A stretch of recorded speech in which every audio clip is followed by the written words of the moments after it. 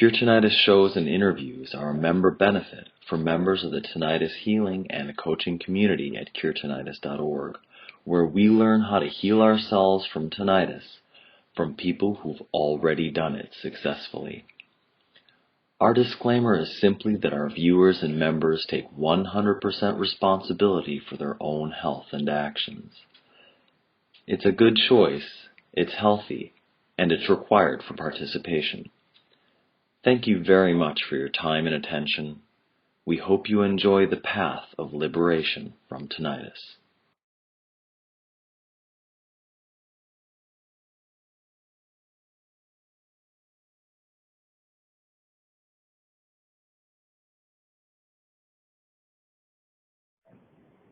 Hello and welcome everyone. This is Dinus Mickle and Julian Cowan-Hill doing the 10th edition of the Cure Tinnitus show. Welcome.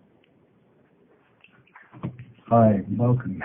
Gosh, is there really 10 shows already? 10, boom. We're what are we in? We're the decimals. We're in the decimal system. I don't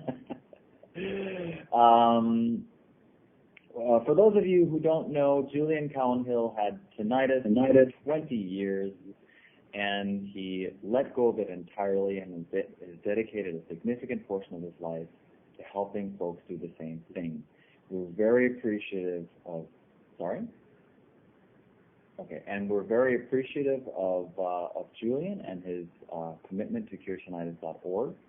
So thank you for being here. That's a pleasure. Glad to be here. Yes, and my name is Dinus Mickle, and I'm the founder and organizer of curetinnitus.org, and I guess I would consider myself an advanced student of almost having let go of tinnitus. So, today's show is structured with, in the beginning, I'm going to do some sort of rat-a-tat-tat-tat, quick question, quick answer, frequently asked questions of tinnitus. Then we're going to move to some member questions. Then we're going to do a one-on-one session between me and Julian. And then we'll do an exercise that everyone can follow along when they watch the recording. I'm going to do a quick check to make sure that I am recording, which I am. And we'll start with the rat-a-tat-tat. Julian, what is tinnitus? Tinnitus is being hypersensitive. It's when our hearing becomes so switched on that we end up hearing the internal sounds of the central nervous system as well as the external sounds in the environment around us. It's not really an ear-based problem. It is a nervous system that's gone into a state of red alert, and it's this hypersensitivity that causes our hearing to become so acute that we end up hearing all the noises inside the head, or the nervous impulses in the central nervous system. What causes tinnitus to persist? Being stuck in a state of red alert.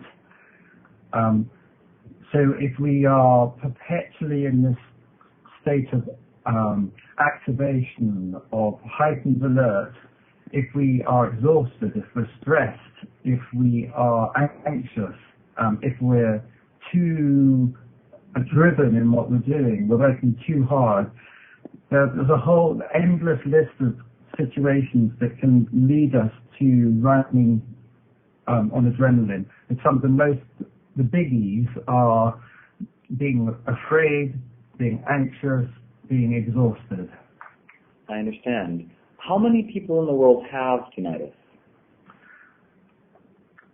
Don't quote me on this, but the older the population becomes, the higher the number becomes. It's incredibly high, actually. I think something like people over 60, it's nearly 20% of the population. But tinnitus seems, but please don't quote me on that. But tinnitus, as far as I read and what I've heard, it seems to be creeping down lower and lower into the age groups, and this is because more and more people are being exposed to loud noise, which is also another cause of tinnitus, can be incredibly damaging for the hearing mechanism. And also, unfortunately, a lot of people are very, very stressed and traumatized from political situations or from the pressures of modern living. I see. There are a number of ways to pronounce tinnitus. Is there a correct way? No, it reminds me of that song. You say tinnitus, I say tinnitus. Oh yeah, I remember that song. Yeah, there's something about a tomato in that song somewhere. But I think it was originally about tinnitus. Yeah. Yeah. Both are fine. Tinnitus, tinnitus. I don't know. I think more Americans saying tinnitus. It sounds more American like that. But both are fine. Okay. No difference.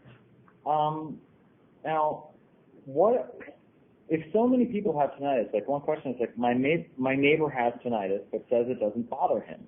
Mine drives me nuts. What's the difference?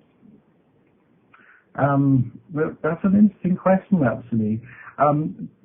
Maybe the neighbor has had tinnitus for quite a long time, has habituated, which means he's got used to it, and so he's more relaxed and calm in himself, and he knows that it's not a disease or not anything to worry about, and therefore he's well on the way to letting go. The other person, if they're reacting a lot, it's probably because they're much more in a heightened state of fight or flight. Maybe there's a personality tendency there, or maybe this person's traumatized, or maybe this person's going through a lot of stress or relationship difficulties. There can be so many different reasons why one person's really, really switched on and reactive and another person isn't. But the neighbor who isn't reactive is in a much better space to let go of it. Okay. Can a one-time exposure to loud noise cause tinnitus? Yes, definitely. People who've ever been to a rifle range and learned how to shoot, loud bangs definitely lead to immediate tinnitus. It's incredibly important to protect your hearing from loud noise exposure. And in most cases, it'll back off. But if you're in an activated state, then, it could stick around. So the answer is yes, definitely. Loud noise is really, really serious, and we need to take great care of our hearing. Okay. Does tinnitus cause depression? Yes. Well, I know from my own process and from working with hundreds of people with tinnitus that people can get tinnitus and then have a very negative reaction to it, and in their minds they think they don't have any control over it, and that can cause a deep sense of loss of power, or and it can really tip people over the edge. But the thing about this is that if you're in a depressed state, you're more likely to have tinnitus. They kind of go hand in hand. If you're in a depressed state, you'll be running on adrenaline, you'll be exhausted, you'll be going through a huge shift in your life, maybe coming to terms with something very, very deep and difficult, or maybe a midlife crisis when what you really need to be doing wants to make itself known, so living this life that doesn't suit you is starting to crumble.